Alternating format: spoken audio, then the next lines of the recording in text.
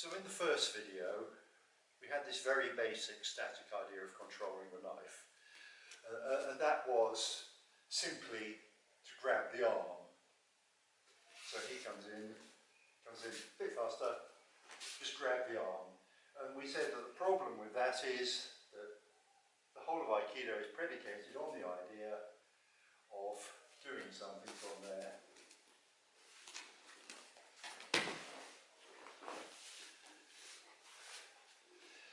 So what we have to do is control the arm in motion. And this applies to empty-handed as well. If you grab somebody, they instantly seize up. And I find myself repeating this idea endlessly. So he comes in, and I don't attempt to grab it, I grind it.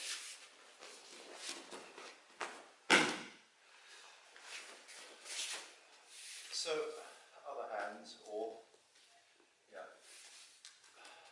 So I don't want to, so I just brush it on and then I feel. And if it's coming, same again, I can go this way, but I take it down. And so, there's constant motion. So it's this gentle motion. If I do this,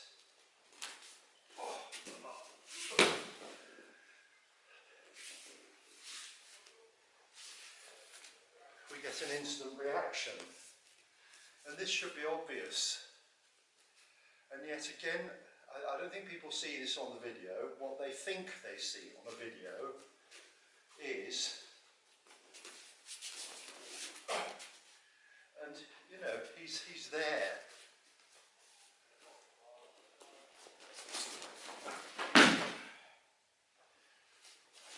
There is a requirement to be nifty. Okay, and that's just one technique. So, attempt to block this with Shihanagi. Attempting for Shihanagi. Okay, so he's got that there. Now basically, if I press down on the back of the knife, I cut in there. Or I can simply change a direction and go through there. So he's got to guide my hand through to do Shihanagi.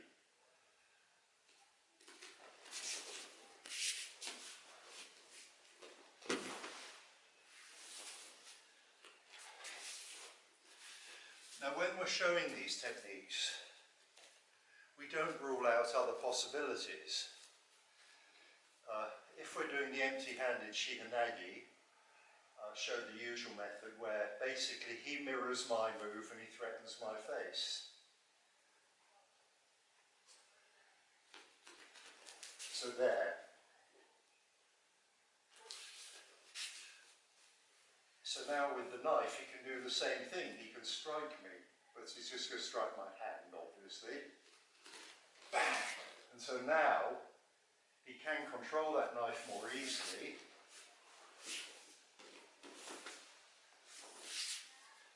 And it is accomplished. Now obviously if this knife is coming down Hitchcock style, many of you are probably too young to remember that. If it's coming down this way and he blocks it, pretty obvious. I'm just going to step back and cut. So once again, we have to find another way of doing that. So what he can do is step in and control the elbow, but he has to do it on the up.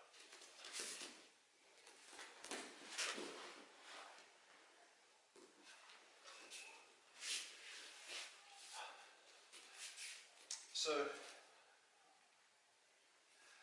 you know, there's no hanging around. You've got to get in there, and basically you can strike there. Then, take the wrist like that, take down, and finish the job. Now if it's come all the way down, if I've been too late,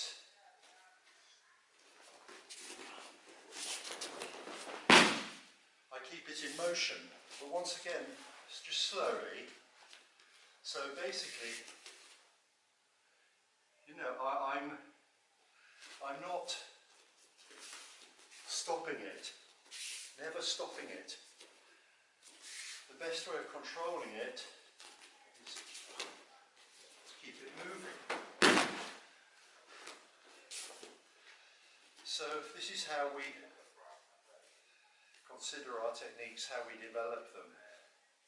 And obviously it does make a difference which way the knife is. I mean, he was coming down that way, so, yeah, okay, so he blocks me that way. I mean, it's only a very short step to that, where, okay, he blocked me this way, and I've just stepped across, I've just shifted my weight, and I've cut him like that. So obviously the way you practice in the dojo is you practice against a predictable thing, especially with a wooden knife, because, you know, that I can say from past experience, having been caught between the thumb and the finger, this will pierce the skin. So, and it's not very funny. So that's why we practice with the foam and the plastic, so we can take greater liberties as the attacker. And I hope this explains some of the thinking behind controlling the hand or the arm